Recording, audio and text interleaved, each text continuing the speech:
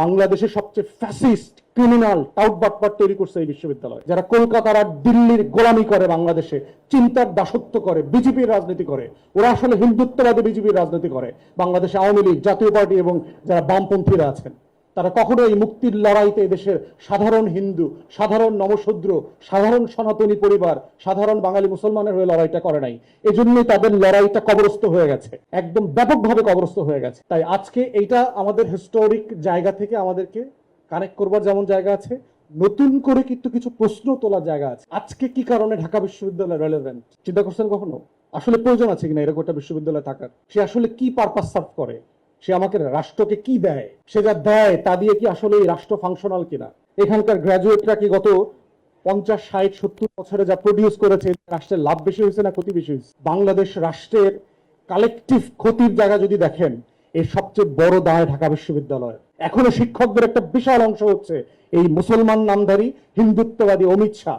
ওর পুরো আপাদমস্তক 3.5 হাত, ওর নাম শুধু মোহাম্মদ, ওর নামে আব্দুল্লাহ আছে, কিন্তু চরিত্রের ভিতরে হেমন্ত, শুভেন্দু অধিকারী, অমিত শাহ চরিত্র দেখতে পাবেন। প্রতি পদে পদে ওর চরিত্র আছে। এটা এখনো সেই হিন্দুত্ববাদী ক্যারেক্টার ধারণ করে। আজকে এত বড় একটা ঘটনাটা, মাননীয় প্রধান অতিথি ধান কাটতে কাটতে এত ব্যস্ত, তিনি আজকে আসতে পারেন নাই। ধান কাটা ভিসি না, ওনার সময় নাই বিশ্ববিদ্যালয়ের এই বিষয়গুলো আলাপ তোলা।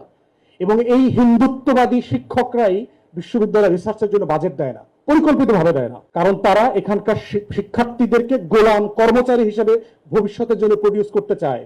ও দুবাই যাবে, ও সৌদি আরব যাবে, ও কাতারে গিয়া কর্মচারীর কাজ করবে।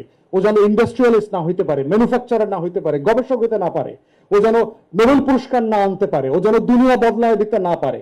এইরকম গোলাম ছাত্রছাত্রী আমি এখান থেকে প্রডিউস করব। কাগজ দিব, চোতা দিব, কিন্তু ওই চোতার ভিতরে কোনো দক্ষতা থাকবে না, শুধু থাকবে বেকারত্বের অভিশাপ। পরিকল্পিতভাবে আমাদের শিক্ষা ব্যবস্থাকে ধ্বংস করে দিচ্ছে এই হিন্দুত্ববাদী শিক্ষকরা, যারা আপাত মস্তক চরিত্র হচ্ছে এক একটা হেমন্ত এবং শুভেন্দু অধিকারী, যাদের এই ইতিহাসের সাথে কোনো কানেকশন নাই, যারা আসলে ইতিহাসের এই লড়াইটা বোঝে না যে বিশ্ববিদ্যালয়টা আসলে কিসের লড়াই। তাহলে আজকে শিক্ষার্থীদেরকে, তরুণদেরকে এই প্রশ্নটা করতে হবে যে লড়াইয়ের মধ্য দিয়ে, যেই হারিয়ে যাওয়া গৌরবকে পুনরুদ্ধার করবার জন্য শত শত বছরের সংগ্রাম, ত্যাগ, হাজার হাজার শহীদের রক্তের পর একটা বিশ্ববিদ্যালয় হচ্ছে, সেই বিশ্ববিদ্যালয়টা আমার আগামী দিনকে রিফ্লেক্ট করবে কিনা, আগামী দিনের লড়াইটাকে বাঁচায় রাখতে পারবে কিনা।